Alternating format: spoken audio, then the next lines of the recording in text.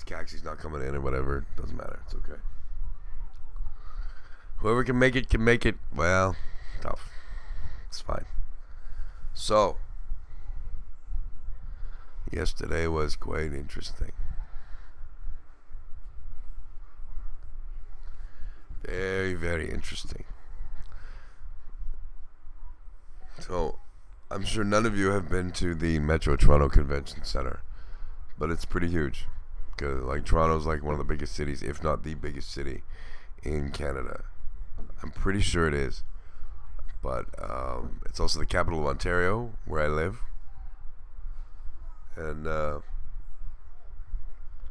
so Silver, she was a little apprehensive to take the train at first. She'd never been on a train before, but it was a nice trip into Toronto. We drove an hour into Oshawa, and then we rode the other hour to downtown Toronto on the train, which was fine. We got out at Union Station, and we made a beeline for the convention center. It was real easy.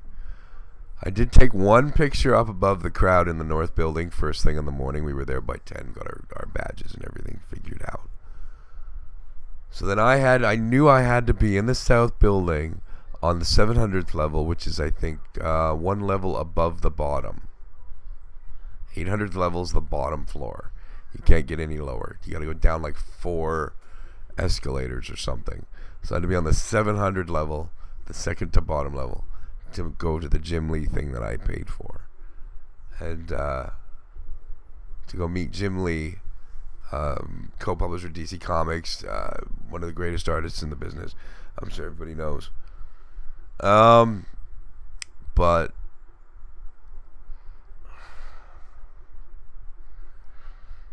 so we wandered around and dodged the crowd. And poor Silver, I'm running to get to the 700 level of the South Building, and I'm like almost running, and she's like trying to keep up, and the crowds are just crazy, even first thing in the morning. But we made it over there, and the guy says, "Well, I can't register you for this for another 20 minutes, half an hour, because you don't have the ultimate Jim Lee package." Okay, fine. There was 2 packages you get. New key, settle down now. It's a good thing everything around here is made out of plastic, huh? So at that point I was like, okay, I'll come back in half an hour. So then we basically had to run down to the 800 level, one level below where we were, dodging crowds, and figure out where I was supposed to pick up this wristband that would allow me to take part in Todd McFarlane's signing. Because they only gave up. It's okay, Yuki. They only gave us so many wristbands for the day, right? Because, you know, how many people want to meet Todd McFarlane? How many comic book fans want to meet Todd McFarlane? And there's just only so much time in the day. There's only so many wristbands, therefore. And I got there, I would have to say, somewhere between 10:30 in the morning. The place opened at 10, and by 10:30, we got to where we needed to go, and I waited in line, and I got to where I needed to be. Okay, and they only had, by the time I got there, they only had 6:30 in the evening signings left. They only had a slot for 6:30. So I was like, he goes, "Are you only have 6:30? Are you sure that you want?" I'm like, "Absolutely, I want that a spot, absolutely." So I got that, and then I run back upstairs to the 700th level, and I made it in time. And I'd say I was in line for the Jim Lee meeting for like an hour maybe. And the thing that gets me is everybody who was waiting, everybody there was so friendly, so willing to talk, because we all had such common interests, right? But there was nobody there that was willing to make a problem or things like that. Like, there was absolutely none. 5,000 people, 6,000 people in and out of that place. Over the course of the weekend, I bet you dollars to donuts, Thursday, Friday, Saturday, Sunday, there was probably 150,000 people. It's still going on today, at this moment, right now. Okay? Thousands of people. Nobody's in a bad mood. Okay? So I go in there, and I'm waiting in line for Jim Lee, and they tell you, have your stuff out, ready to go. So you don't mess around, because we only have so much time. They have to get people in and out real quick. So they have a very strict way of doing things. Everybody got a big piece of cardboard. You'd put your things out, what you wanted signed, show them where you want to sign them, say your hellos. And they took my phone. So that I could get like a selfie. You're allowed to get a picture taken with Jim Lee if you wanted it. And my chair starts to wiggle. Yuki, are you bored? Okay. They took my phone, because they even had a special way of doing that. And all I could say was, please don't give me the wrong phone when I got my picture taken. Like, don't take it with the wrong phone. So anyway, it's fine. I wander through the way they have it in the lines, and I get up to Jim, shake his hand. We met him, and it's fine. I'll show you what I got from him. Hang on. Now my book's a little out of order. I don't know if you'll be able to see too well. I hope so. But I got this one here. You see, it's just a squiggle. It's like right there, right? That's Jim's signature. And also, or later on in the day, I met the inker, his longtime inking partner, Scott Williams. That's this one here, right? But he was so cool. So he signed that, and then he signed this here, right? Right up here at the top. Right, you see Jim Lee right there. It looks like a big old M, right? With Batman Hush. And then down at the bottom, right here, right, you can see it. Scott Williams right there. Okay? Which is very cool. And then the last thing I got, I was allowed 3 signatures from Jim. You're only allowed 3 signatures from Jim Lee. Right? So I got my Detective 1000 hardcover deluxe edition, I guess. Picked it up from my local bookstore because I needed a third thing. I didn't have a third thing, right? And so I got, as you can see, I hope you can see, camera. Got Jim Lee and Scott Williams again on the inside of it, and that's just gorgeous. The guy shook my hand. He only had like a second to speak, right? So I just basically told him I watched him all the time. I love him to watch him work on Twitch, because he's a Twitch streamer, Jim Lee is, when he can. He's pretty busy with work, but So Silver, the poor thing, had to wait out in the hallway, and she actually nodded off. That's very cool, Yuki. Who'd you get? So those are my 3 things from Scott Williams and from Jim Lee. I'll get back to Scott Williams in a second. What's the matter? What's too tight? Oh, you need some help?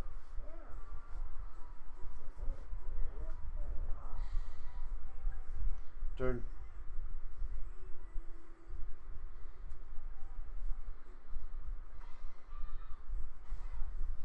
There you go. But the thing that got me was when I was in there just before me, a guy that was 2 spots in front of me. Okay.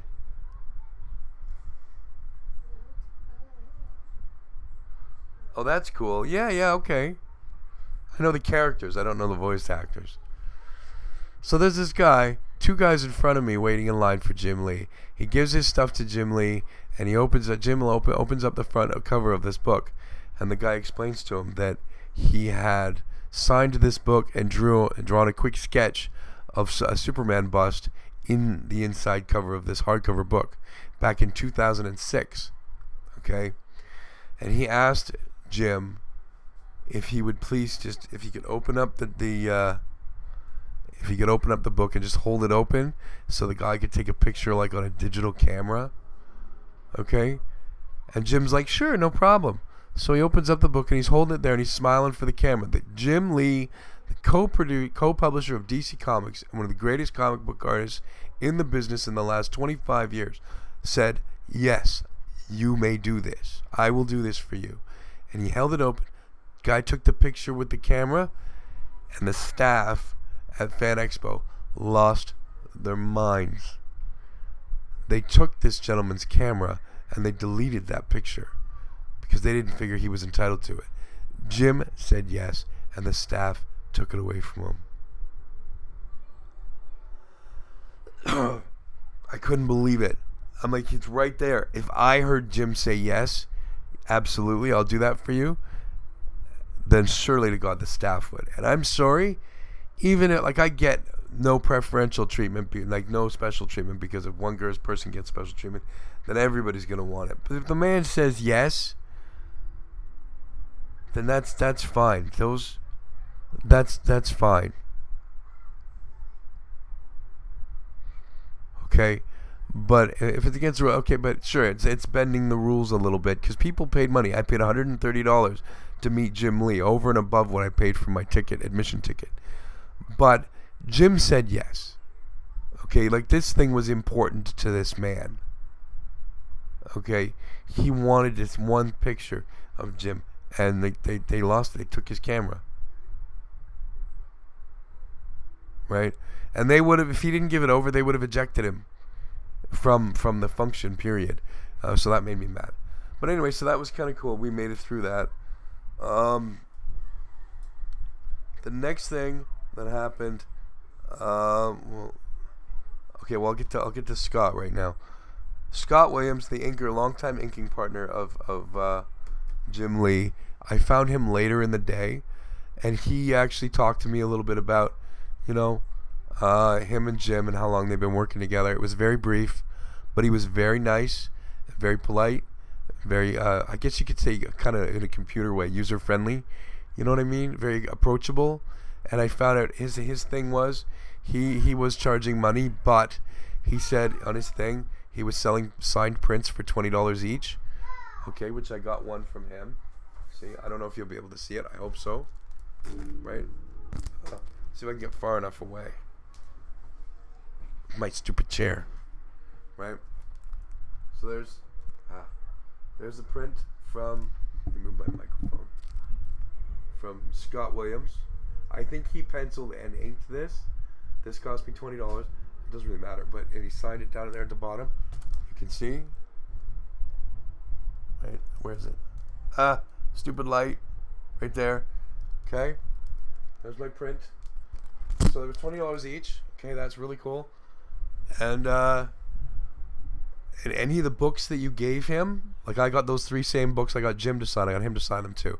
He said the first book was free. His rules were 1 book for free. Okay. And every subsequent book after that, because I asked him, how many books are you signing for people? How many are allowed? What's the limit? Because it's polite, right? And he said, first book is free, and every book after that is $10. Every signature after that's $10. But the catch was, he was giving all of his proceeds. Scott Williams gave all his proceeds to the Humane Society here in Ontario. Here's this American man. He comes up from the United States so that fans can meet him, and he takes all the proceeds from his appearance and donates them to the Ontario Humane Society. That's awesome. That's really stand up. Okay, I think that's great. The other thing I got from Jim was this here. This is pretty big, so I'm gonna have to back up pretty far. All right, it's basically the cover of Detective Comics 1000 blown way up. Alright, so check this out. I don't know if you guys can see it, but like, there's one side of it. It's like this huge poster. Alright, it's basically a signed lithograph, right? But it's just massive. At a hell of a time. It's 18 inches by 24. Okay, so there's that. That's my 2 big prints for the day. Okay, those are going on the wall after. Okay. So we wandered around a bunch, and I just kept my eyes open for people, kept my eyes open. And I find Neil Adams in one spot. He had a huge display. And he had all kinds of books and stuff. This is a man who, back in the 60s, he started in the 60s and 70s. He's been in the business forever. He knew the men who created Superman, okay? Jerry Siegel and Joel Shuster. He knew those guys.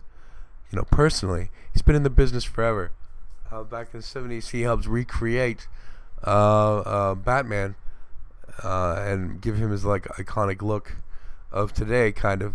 And he worked with Denny O'Neil on Batman. He worked with Denny O'Neil on Green Lantern and Green Arrow. That book, Hard Traveling Heroes. Okay, it was a little bit of a different book. right? And I'd met him before in 2007, 2015, I think 2015, 2014. It was a lot of fun. But I bought a book from him, and I met him, and I talked to him. Met Neil Adams. I talked to him, and he was telling me about a sequel that he was doing. The man was working right there at the table. Now he charged anything that you bought from his table, he would sign for free with the cost of the book. Okay, but anything you brought to him was $50. I was gonna have him sign my Detective Comics too. Hey Ed, how's it going, man? I was gonna have him sign my Detective Comics number 1000 as well, but it would have cost me an extra $50. But I had to get this book. I really wanted to buy this book from him, right? And I wanted soft cover, but they didn't have it. He didn't have it. So this book here, okay, this is the omnibus for Green Arrow and Green Lantern, written by Denny O'Neil, drawn by Neil Adams. Okay, you might remember any comic book guy. Remember these guys from the 70s. All right, I open up. Hang on.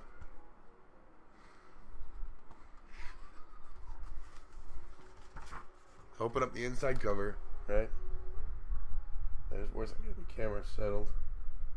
See, there it is. For Rob, Neil Adams. Okay, it's really great. He's, some people say that that Neil Adams he's like there to make money, but I'm sorry. In my eyes, this guy can do whatever he wants to do. He's been in the business for a dog's age, okay, a long time, and he actually helped. He advocated for creators' rights in the 60s and 70s.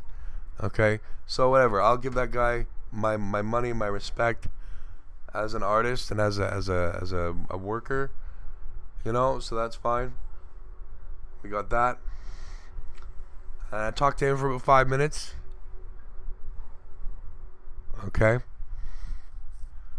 Just I'll go back and look at the chat after, guys. I'm just trying to get through this, okay? And so that's fine. I mean, the book got a little banged up at the con yesterday. It's fine. So I wanted that. It cost me like 80. I think it cost me like $80 for that. It was a little steep, but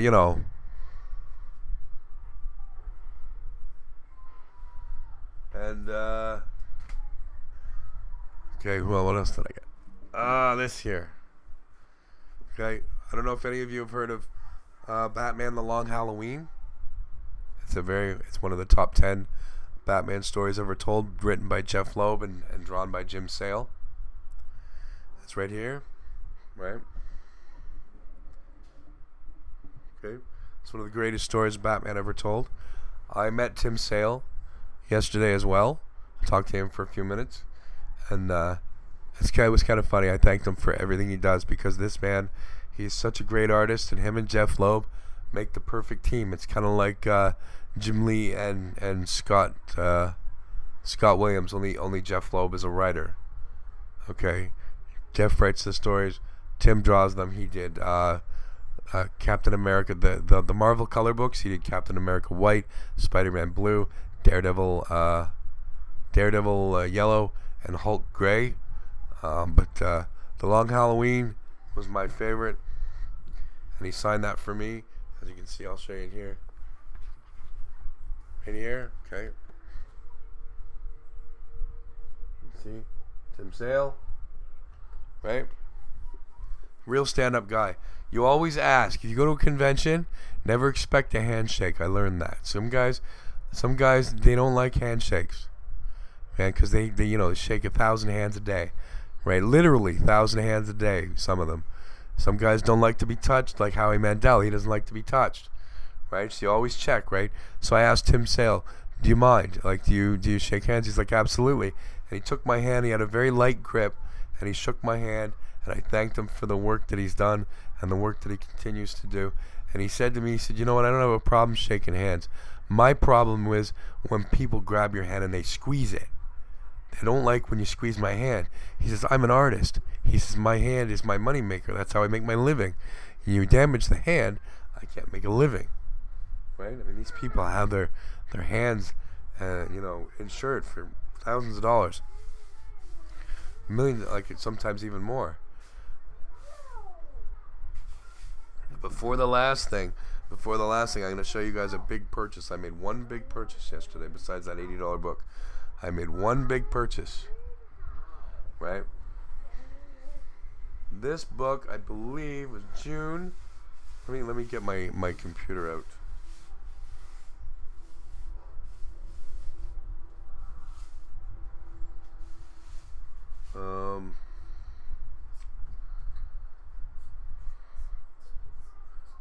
First.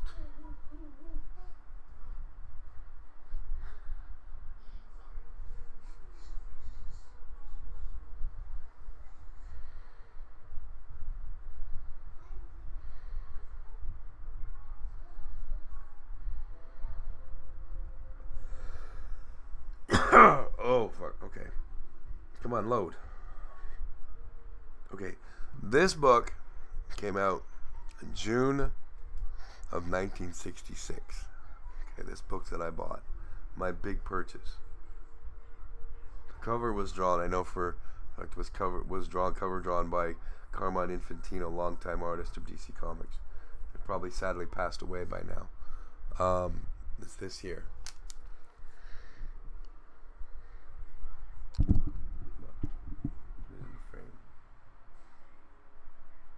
This book right here, alright.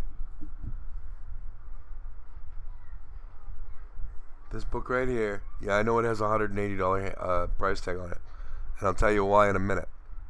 But this book here, June 1966, the first appearance of Poison Ivy. Alright? And I saw that, and I hemmed and hawed, and I took it all in, and I actually made the guy an offer. I tried to talk him down to 150. I said, would you do 150? And he's like, yeah, I'll do 160. So he knocked $20 off just because I haggled him a little bit. Okay, so that's cool. It's the first time I ever did that too. First time I ever made an offer like that. First appearance, Poison Ivy. And the reason why I looked at it, and before I bought it, it said no pinup on the little tag. It says no pinup, right? I said, what's that? What does that mean? He said, well, back when it was published in 1966 and had a fold-out poster or whatever. He says, that's not there. He said, but I'll tell you right now, this is a great buy, because if it was, then it would be a $450 book. The only thing I didn't like about it is the owner that had it at first, he drew pupils on Batman and Robin. Okay? He drew pupils on Batman and Robin. It kind of bothers me, but I'm not going to try to make any money off the book. It's still the first appearance of Poison Ivy, my favorite female Bat villain, right? This is my book. It's going in a frame. I'll never get rid of it, ever. Not ever. That was my big purchase for yesterday. That big hardcover book and that book, that's $160 he charged me. Now the last thing, I'm probably boring you guys to tears right now, seriously. The last thing it started out as a bit of a disappointment. I told you guys that I got the 6:30 time slot to meet Todd McFarlane. And so when the time came, I was lining up a little early, and they told me that I couldn't line up too early because it's just the way, like, they didn't want to have too much going on, I guess. So they sent me away. They said, come back at like between 6:15 and 6:30 and line up against this wall, right? And I said, well, is there really going to be enough time? Because I didn't want him to run out of time, because and you don't get, he says, no, even if you show up at 6:30, you're gonna get in. You have one of those wristbands. You're gonna get in. You'll meet Todd. Don't worry about it. I was like, okay. So sure enough, I lined up, and it was originally 2 books. I could get 2 books, so I was excited. I was like, yes, okay, because I have a Spider-Man #1 that I was gonna send it to Danny, right? And I was gonna be nice and get it signed for Danny, and send it out to him. So when they said only 1 book, I was crushed. I'm like, oh man. So it bugged me, right? But I'll tell you why nobody makes a stink. I'll tell you why. Um, when I got up there, okay, I was really nervous because rewind a couple hours earlier in the day when I first got there, I happened to walk by his booth. Now you have to remember, I was 13, I'm 43 now, so 30 years ago I had discovered this man's work. Okay, and it opened up worlds of something. It was like something clicked in my head, and I was like, that's amazing. I don't know if I'll ever be able to do that, but that's amazing. I never saw his work before. 30 years ago, I saw his work, and he's arguably the greatest, most successful independent comic book artist, businessman in the world, in my opinion. So I walk by his booth and I see him there, live, in the flesh, alright? And I was so embarrassed. Like, you couldn't get up to him, you couldn't get near him because he had this great big, beefy motherfucker. I mean, this guy was huge. If you tried to, like, gate crash just to get near him, if you're gonna be an asshole, they're gonna deal with you, okay? You could not get near Todd. Okay, but I seen him. I walked by him. I could have reached out and touched him. I was 3-4 feet away from him, and I saw him. Okay, and I instantly had a reaction I never had before. I loathe to say it, but I wanted to cry, right there on the spot. I was like, I gotta go. I gotta get the hell away from this guy, man, because it's just like 13-year-old uncle was screaming inside my head. You know, I never knew what that felt like. That level of hero worship felt like. Okay, but it gets even better. Because I walked by him later. I wasn't stalking him, I swear to God. I walked by him later. He looked up, and I thought he saw me, right? But there's like so much to see. You're like, whatever. Fucking shut up. You're just being stupid. So I walked away, and I you know, just kind of continued. We really enjoyed the day.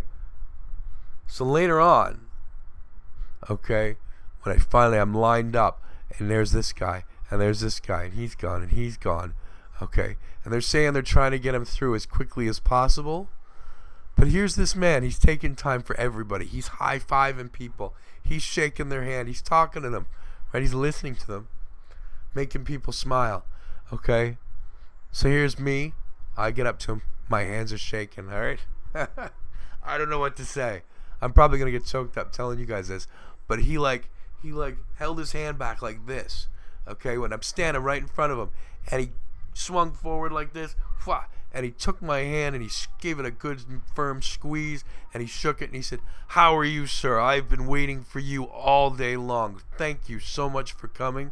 I've been waiting to see you," right? And I'm sitting there thinking, wait a second, was I high for a minute? And I just, you know, did I miss something? Did I meet him earlier in the day? Did I run into him?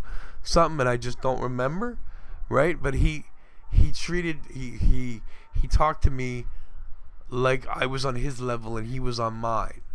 Now my friend Gary told me, he says, you're never gonna get near McFarlane.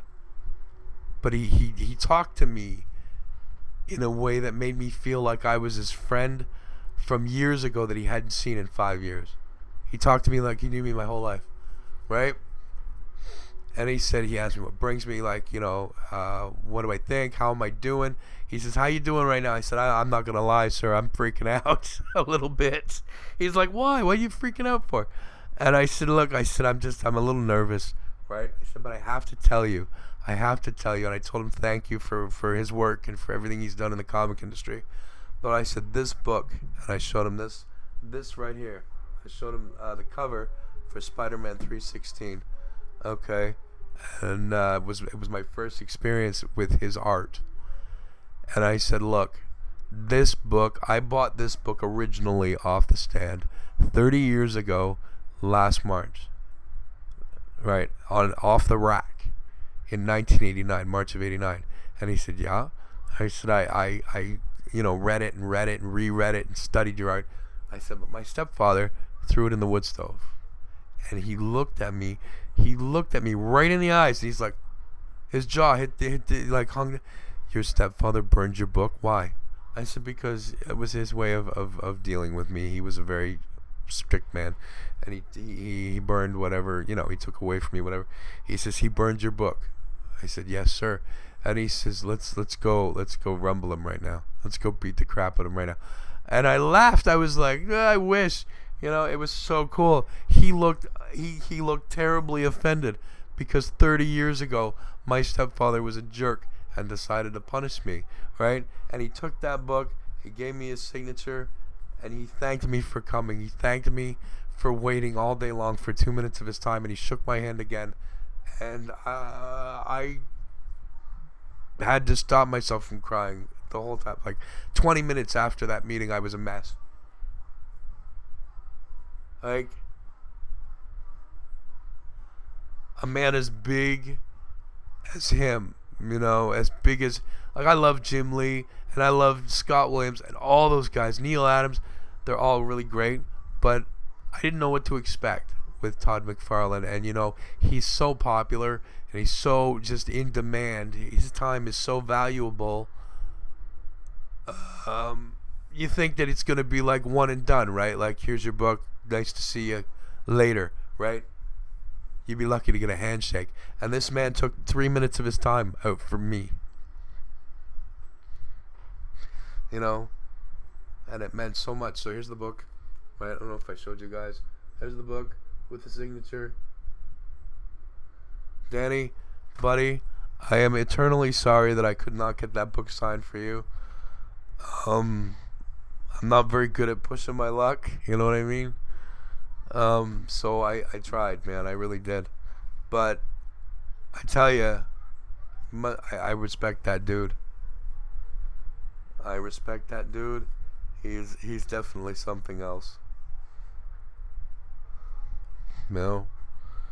I didn't what I got. They often say, never meet your heroes because you come up disappointed every time. Well, I'll tell you something. I met a couple of people from Hollywood and I've come up disappointed.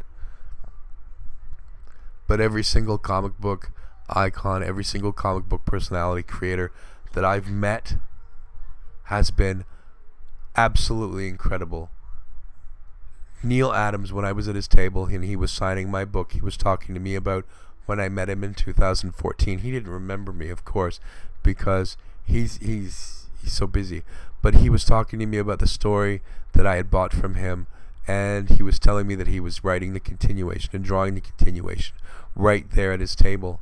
He was working at his table. He had the artwork, the page art for the books that he was working on right there at his table.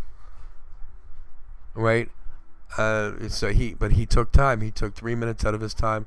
All these guys, every creator that I have ever met in my life has taken the time to talk to a person. But I was not expecting what I got from. Yeah, absolutely. I was not expecting what I got from Todd McFarlane. That knocked me for a loop. Somebody that important, I missed his panel. I didn't go to his panel because I was busy visiting with, I'll get to that in a second. I skipped the Jim Lee panel again because I was visiting with someone. Silver and I ended up sitting in the food court for like 3 hours waiting for the Todd McFarlane, and I had to wait to meet Tim Sale until 6, and then I had to meet Todd McFarlane at 6:30. But we sat in the food court area for like 3 hours, and we were perfectly happy to do that and just watch the people go by because there's so many people. But I'm a rotten documentarian, and I didn't take any pictures. I was too overstimulated. I didn't even think to take pictures. And by the time we got to Todd McFarlane, Silver's phone was dead. She couldn't even sneak a picture. And I was a mess. I was mentally scattered and excited. But yeah, so Uncle was reduced to a crying 13-year-old boy. So that was my experience at FanExpo. As soon as we met with Todd, I left the convention. I left completely. But we left, went out to Union Station, and caught the next train out because it was getting late and the convention was closing. But I'm extremely happy for the things that I got. I got the chance to sit with Robin from Robobin, the Twitch streamer. Any of you that know her, she's absolutely incredible. I love that woman. She's so great. Her energy is always so upbeat. She's a blast to just sit and talk with. She wouldn't even let me buy her a cup of coffee though. Robin wouldn't let me buy her a cup of coffee. She's like, nope. Just like the last time I met her, she wouldn't let me buy. I was gonna buy her lunch. She wouldn't let me buy her lunch. Right? She's like, nope. So, yeah.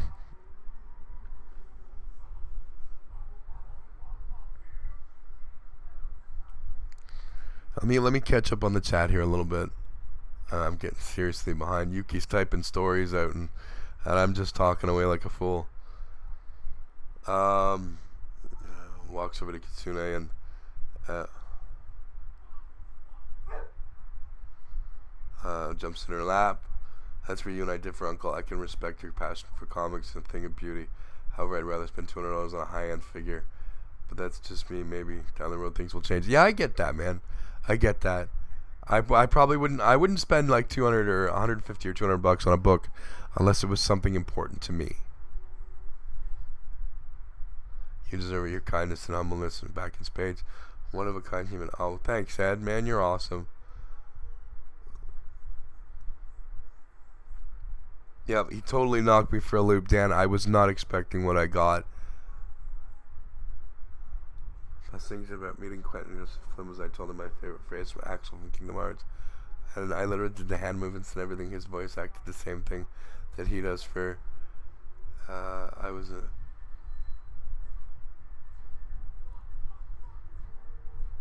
literally did the hand movements and everything. His voice. He voiced and acted the same thing that he does for... He did the hand movements too. Like he brought his body into the performance. That's really cool, Yuki. I was a complete fucking I was all I could do not to become a blithering idiot in front of Todd McFarlane. I was like, no, you're gonna talk to this dude like he is a human being. You're not gonna freak out. You're gonna sit there and try to have a decent conversation with him. He was so cool. He understood the value in front of him, and please understand you have that value. You truly do. Oh, Merlin, come on, man. That make me cry here, dude. I'm an emotional 43-year-old man, and you're gonna make me cry. There was a little more. Oh, did I miss something, Yuki? Okay, I'll go up and have a look at it. I'm sorry.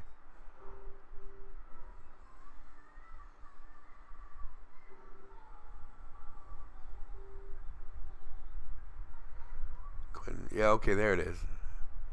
Right in the Metal Gear series. Okay. Yeah, I've heard his voice before.